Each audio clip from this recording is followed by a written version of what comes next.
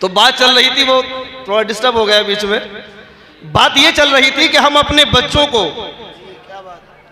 देखिए जो बच्चे हमारे बैठे हुए ना, ये हमारी कौम का बड़ा अजीम सरमाया है। ये बच्चे हमारी कौम का बड़ा अजीम सरमाया है। यही हमारी कौम का मुस्तकबिल और फ्यूचर है। यही हमारे समाज को, हमारे मुआशरे को एक अच्छा बेहतरीन मुआशरा बना सकते हैं।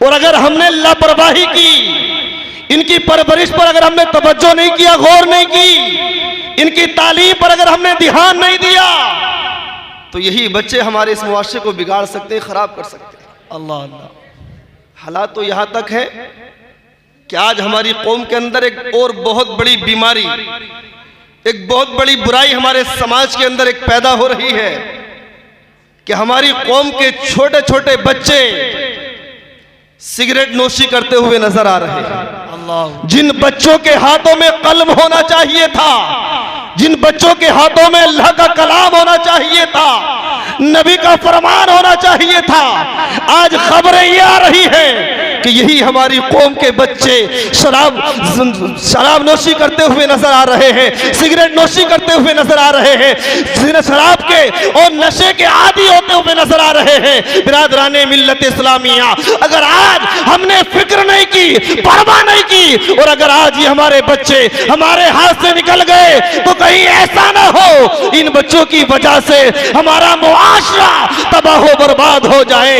इसलिए हर वालिदैन के लिए लाजिम और जरूरी है कि वो अपने बच्चों की परवरिश पर, अपने बच्चों की तालीम पर खास ध्यान दे, क्योंकि यही बच्चे हैं जो वालिदैन को, अगर ये अच्छे हो गए तो वालिदैन के लिए दुनिया में जन्नत बन जाते हैं, और अगर बच्चे बिगड़ जाते हैं तो सब कुछ होने के बाद भी वालिदैन का चैन उठ जाता है।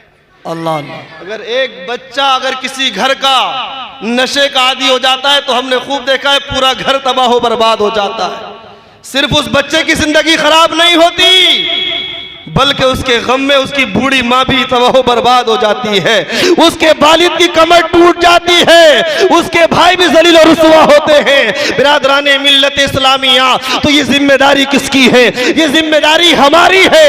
इमामुल अंबिया मुस्तफा जाने रहमत सल्लल्लाहु ताला अलैहि वसल्लम इरशाद फरमाते हैं, कुल्लुकुम राइन व कुल्लुकुम मसऊलिन अन रइयतिही। सुभान अल्लाह। अल्लाह के नबी फरमाते हैं, तुम में का हर एक सरपरस्त है, हर एक जिम्मेदार है, और कल बरोज़े क़ियामत उस जिम्मेदार, उस सरपरस्त से उसके मातहत के बारे में सवाल किया जाएगा, पूछा जाएगा।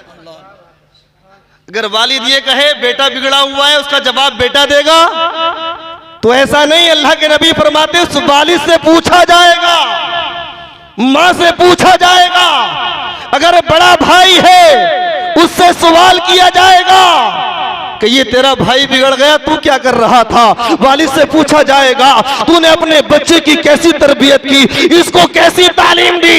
ये अल्लाह उसके रसूल का नाफरमान हो गया।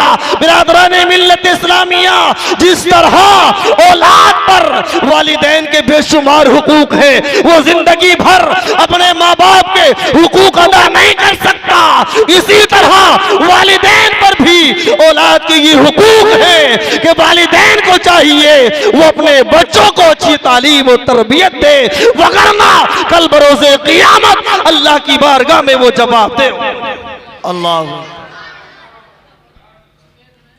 हम सुनते हैं उलमाए किराम से वालिदैन के मरातिब को, और हकीकत भी यही है कि जिंदगी भर हम अपने माँ बाप की खिदमत करते रहे, उनकी कदर करते रहे, लेकिन अल्लाह ने वो मरातिब, वो मकाम और मर्तबा दिया है कि हम जिंदगी भर खिदमत करके भी उनकी उस एहसान का कर्ज नहीं उतार सकते, उनके उस मरातिब के बराबर उनकी खिदमत नहीं कर सकते।